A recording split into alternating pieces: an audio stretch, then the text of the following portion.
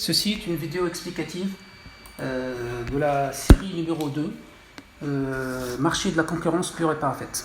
Alors commençons par l'exercice 1. Je lis l'énoncé. Pour produire Y unités d'un bien X, une entreprise supporte dans le court terme des coûts variables dont la fonction est la suivante. Alors, exercice 1, petit 1.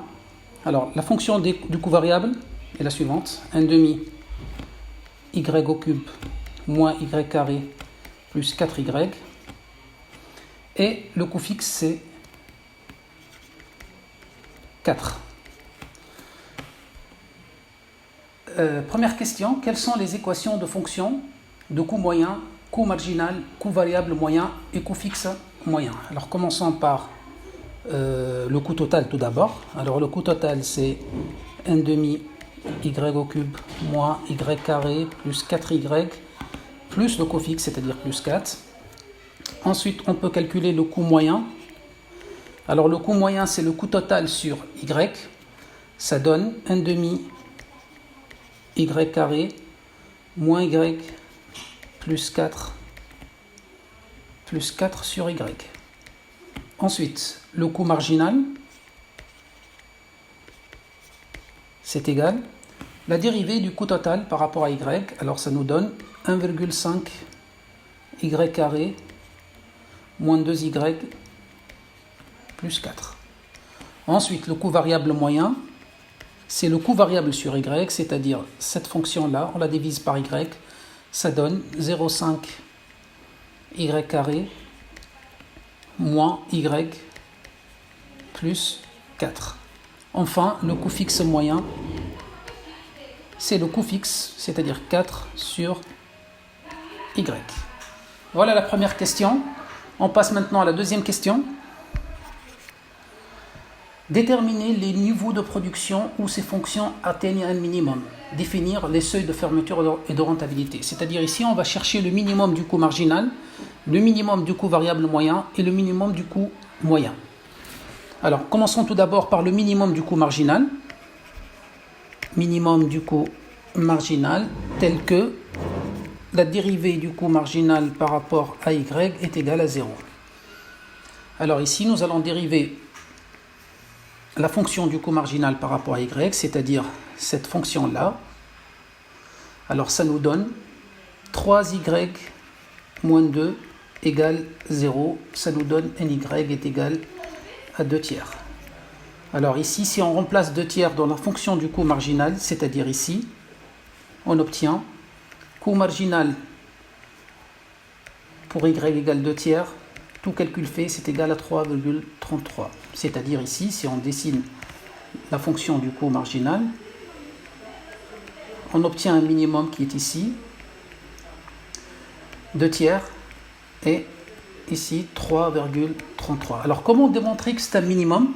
Parce que dérivée égale à 0, ça veut dire que c'est un extrémum. Il peut être un maximum ou un minimum. Alors pour démontrer que c'est un minimum, il faut montrer que lorsque y est supérieur à 2 tiers, le coût marginal est croissant, et lorsque y est inférieur à 2 tiers, le coût marginal est ici décroissant. Alors comment on va faire? Pour y supérieur à 2 tiers, 3y il est supérieur à 2, et 3y moins 2 est positif. Donc, la dérivée du coût marginal, elle est positive lorsque y est supérieur à 2 tiers. Donc, le coût marginal ici est croissant. Alors, même chose, si y est inférieur à 2 tiers, dans cette partie-là, 3y est inférieur à 2, et 3y moins 2 est négatif. Donc, la dérivée du coût marginal est négative, donc le coût marginal est décroissant. Donc, nous sommes bien en présence d'un minimum. Alors, nous passons maintenant au minimum d'après. C'est le minimum du coût variable moyen, c'est-à-dire nous allons dériver la fonction du coût variable moyen par rapport à y égale 0. Alors, si je reviens à la fonction du coût variable moyen, je la dérive, j'obtiens y moins 1 égale 0, donc y égale 1. Je remplace dans la fonction du coût variable moyen y par 1, j'obtiens 3,5. Même chose, ici nous avons, si je trace donc la fonction du coût variable moyen, elle a cette forme-là. Donc le minimum, ça correspond à y égale à 1 et le coût variable moyen, il est égal à 3,5. Alors comment démontrer que c'est un minimum? De la même manière, si y est supérieur à 1, dans cette partie-là, alors y moins 1 est positif, donc la dérivée du coût variable moyen est positive, donc le coût variable moyen est croissant. Maintenant, si y est inférieur à 1, c'est-à-dire si on se situe dans cette zone-là, y moins 1 est inférieur à 0, donc la dérivée du coût variable moyen par rapport à y, elle est négative, et donc le coût variable moyen est décroissant. Et c'est bien décroissant. Donc il s'agit bien d'un minimum. Passons maintenant au minimum du coût moyen. Alors tel que la dérivée du coût moyen par rapport à y, elle est égale à 0. Alors si je dérive le coût moyen par rapport à y, j'obtiens y moins 1 moins 4 sur y carré égale 0. Ça nous donne y au cube moins y carré moins 4 égale à 0. Nous sommes ici en présence d'une équation troisième degré. Alors comment résoudre cette équation? Il y a une méthode qui consiste à trouver une racine évidente. Alors c'est quoi la racine évidente? Chercher un quotient P sur Q, tel que P est un diviseur de moins 4 et Q est un diviseur de 1. Ici 1 fois, ici moins 4. Alors, on va chercher toutes les combinaisons de P et de Q. Alors, pour les diviseurs de 1, ça reste 1, donc ici, c'est 1. Donc, on cherche juste P. Les diviseurs de moins 4, qui sont moins 4, 4, 2, moins 2, 1 et moins 1. Tous divisés par 1 parce que on n'a qu'un seul diviseur de 1, c'est 1. Alors, si on essaye ces 6 chiffres, on trouve que 2 est une racine. 2 est une racine ici. De l'équation troisième degré, y au cube moins y carré moins 4 égale à 0. Alors, si 2 est une racine, alors y au cube moins y carré moins 4, elle peut s'écrire y moins la racine évidente, y moins 2, fois a y carré plus by plus c. Alors, notre équation se transforme en une équation second degré. Il suffit maintenant de résoudre l'équation second degré ay carré plus by plus c, mais on ne connaît pas a, b et c. Donc l'objectif maintenant, c'est de factoriser cette équation afin de trouver a, b et c. Alors si on factorise,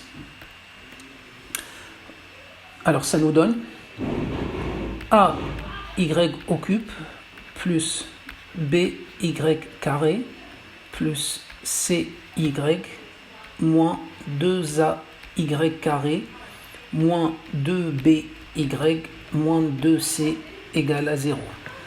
Maintenant, nous allons mettre en facteur. Alors ici ay au cube, y carré plus y carré fois b moins 2a. Ensuite, nous allons mettre y en facteur, plus y fois c moins 2b. Et enfin, moins 2c. Alors, ici, on obtient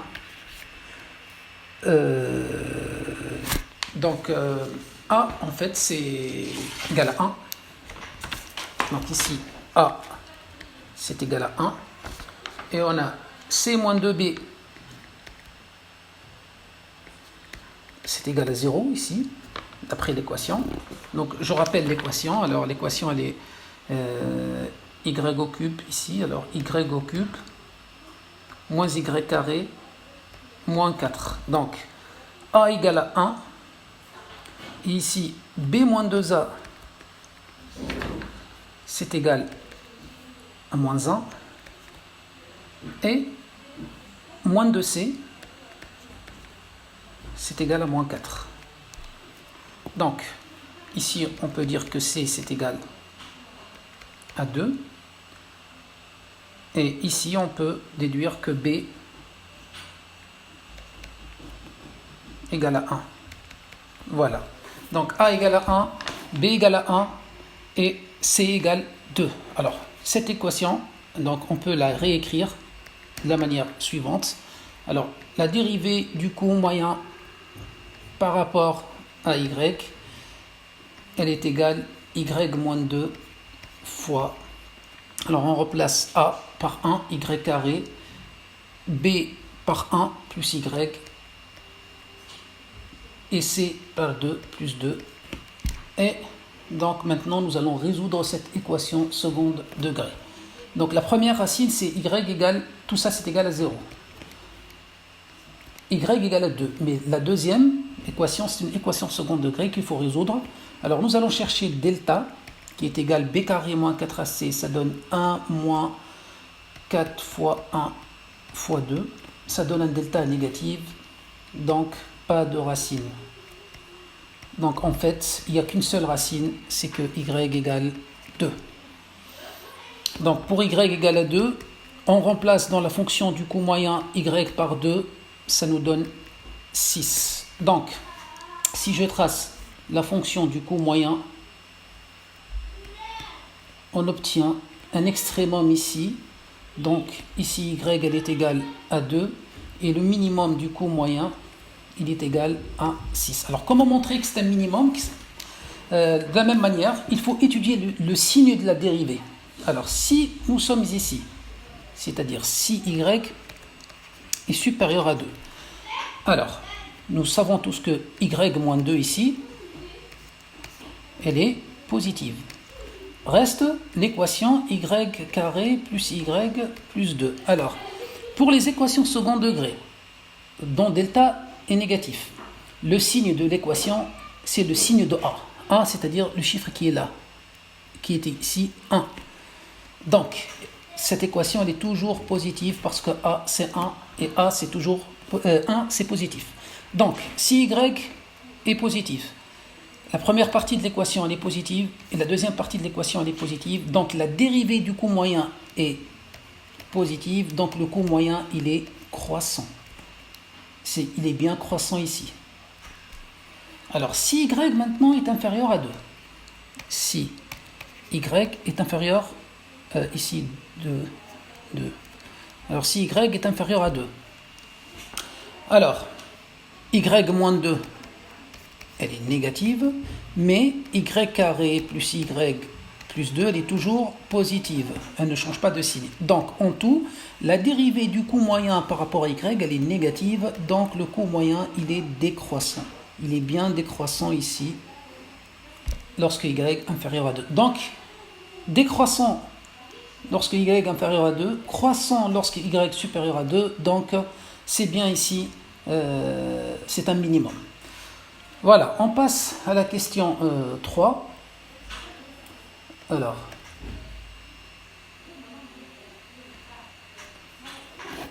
question 3. L'entreprise vend sa production sur un marché de concurrence pure et parfaite à un prix égal à P. Déterminez la production choisie lorsque P égale à 3, P égale à 4, P égale à 6. Calculez dans chaque cas le profit réalisé et commentez les résultats obtenus. Donc, troisième question.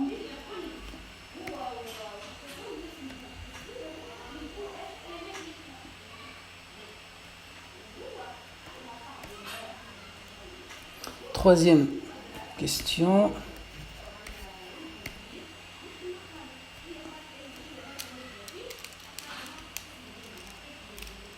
Une seconde.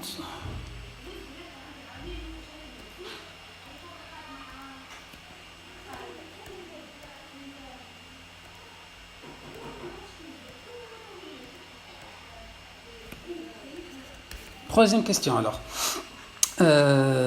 Lorsque P égale à 3, lorsque le prix du marché est égal à 3. Alors, nous, on a dit tout d'abord que le seuil de rentabilité, d'après la question précédente, c'est le minimum du coût moyen, et on a trouvé que c'est égal à 6. Et le seuil de fermeture, il est égal à 3,5. Ici, c'est le minimum du coût moyen. Ici, c'est le minimum du coût variable moyen. Juste un petit rappel, on a le coût variable moyen et le coût moyen et on a le coût marginal. Ici, c'est le seuil de rentabilité, il est égal à 6. Ici, bon, c'est le seuil. Ici, c'est le minimum ici. Alors, c'est le seuil de fermeture, c'est égal à 3,5.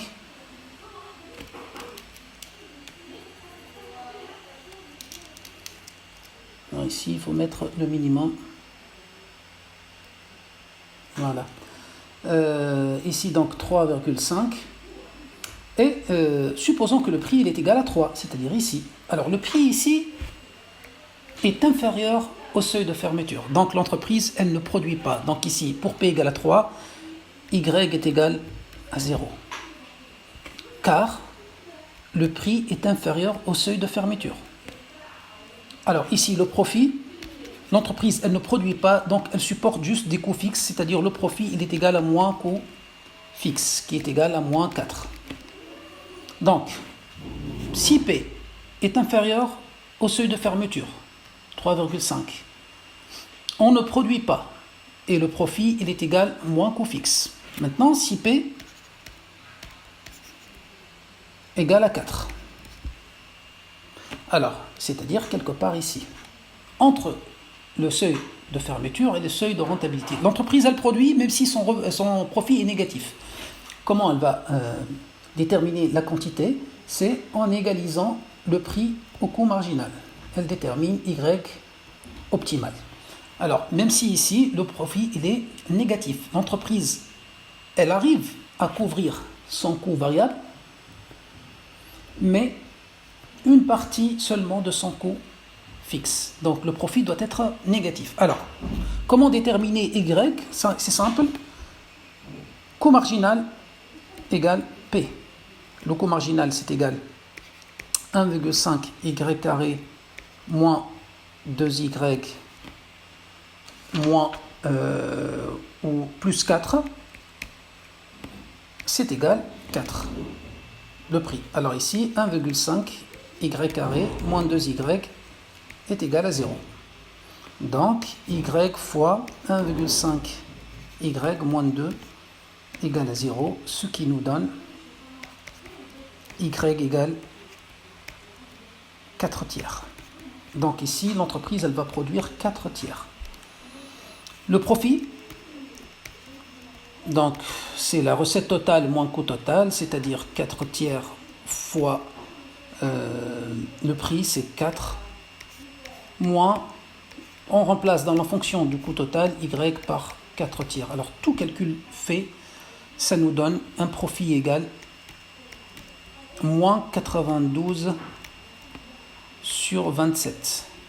Alors, si le prix il est supérieur au seuil de fermeture, inférieur au seuil de rentabilité, l'entreprise, elle continue à produire puisqu'elle récupère la totalité de ses coûts variables, mais une partie de ses coûts fixes. Dans ce cas, le profit est négatif. Je répète, si le prix est supérieur au seuil de fermeture, inférieur au seuil de rentabilité, le profit il est négatif, mais il faut continuer à produire puisque l'entreprise, elle peut récupérer une partie de ses coûts fixes. Alors, troisième cas, ici, si P égale 6, c'est-à-dire si P égale au seuil de rentabilité, et bien là, minimum du coût moyen, ici, le profit il est égal à 0. Alors, Y ici, on l'a déjà calculé. Le minimum du coût moyen, on a déjà calculé le minimum du coût moyen. On a dit que ici P est égal minimum du coût moyen. Et le minimum du coût moyen lorsque Y égale 2, on l'a déjà calculé. Donc ici, c'est égal à 2.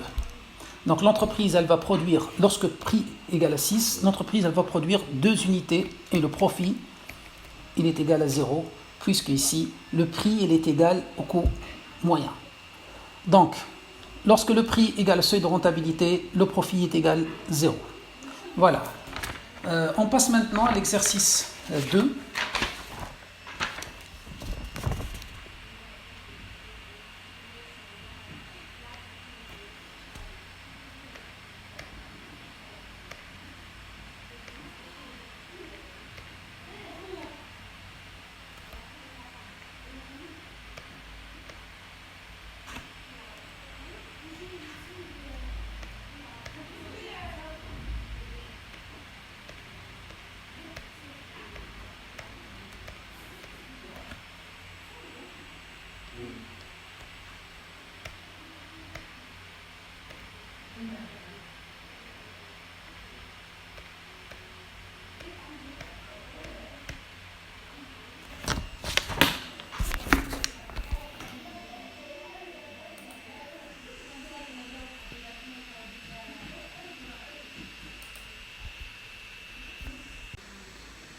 On passe maintenant à l'exercice 2.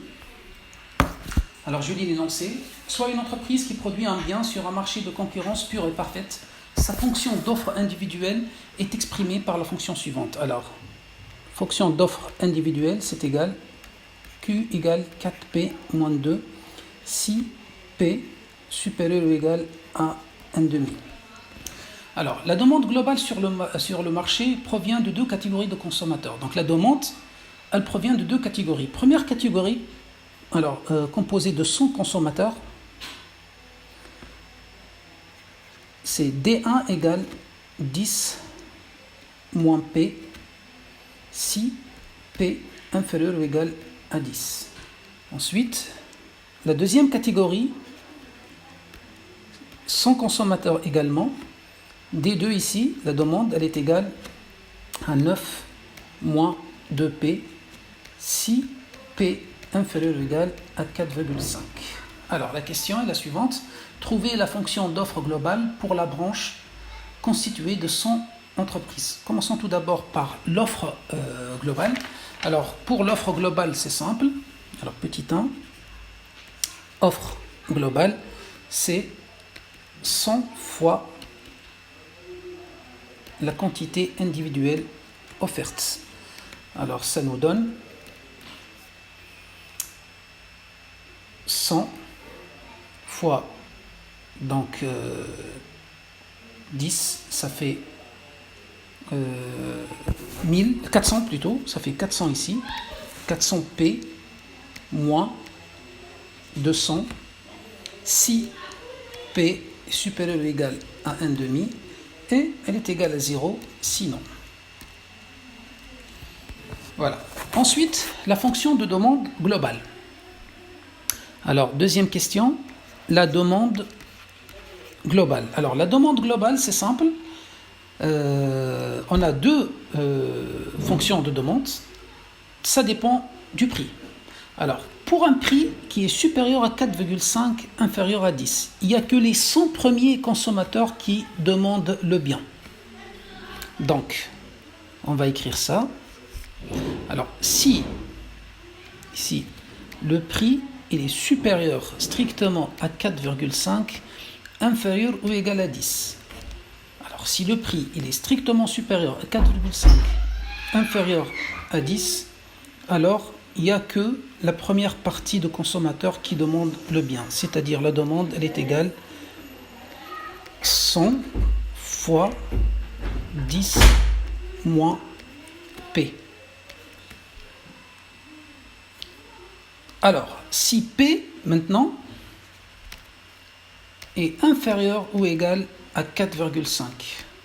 Alors, si P est inférieur à 4,5, les 2 catégories de consommateurs demandent le bien. Alors, donc la demande, c'est la somme des deux fonctions de demande. Alors ici, on a 100 fois 10 moins P plus 100 fois 9 moins 2P.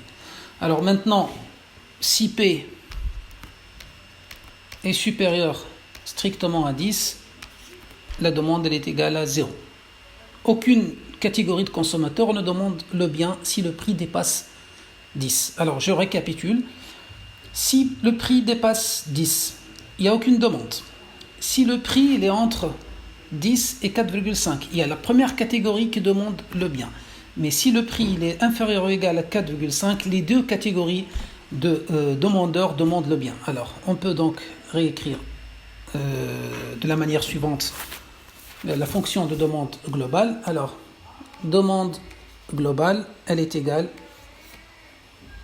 1000 moins 100 P si P supérieur strictement à 4,5 inférieur ou égal à 10 et elle est égale à 1900 moins 300 P si P inférieur ou égal à 4,5 et elle est égale à 0 si P supérieur strictement à 10. Alors, ça c'est la deuxième question, trouver la fonction de demande globale. Troisième question, établir l'équilibre de marché en vous aidant d'une représentation graphique. Alors, l'équilibre du marché, c'est simple. Alors, à l'équilibre, l'offre globale, elle est égale à la demande globale. Sauf qu'ici, on a deux équations de demande globale. Laquelle utiliser, la première ou la deuxième? Alors, pour répondre à cette question, on va se faire aider par un graphique. On va dessiner donc la fonction d'offre et la fonction de demande. Bon, ici, je vais faire un graphique simplifié. Chez vous, vous le faites en plus de détails.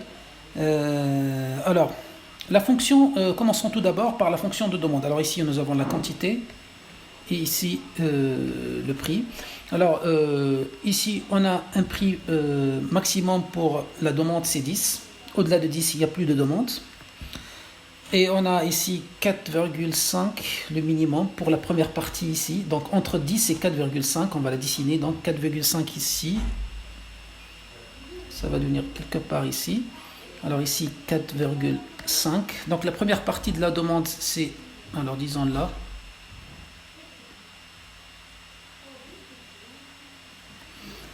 Ensuite, la deuxième partie, c'est la partie pour le prix inférieur à 4,5. Elle a cette forme-là.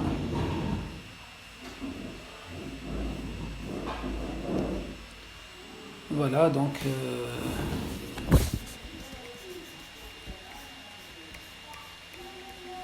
alors, il y a ce point-là, qui est 3 ici.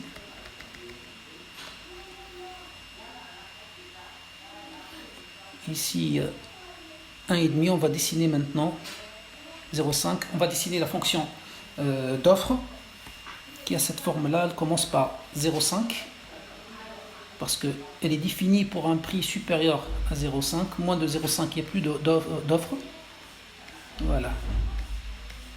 Donc ça, c'est la fonction d'offre et ça, c'est la fonction de demande.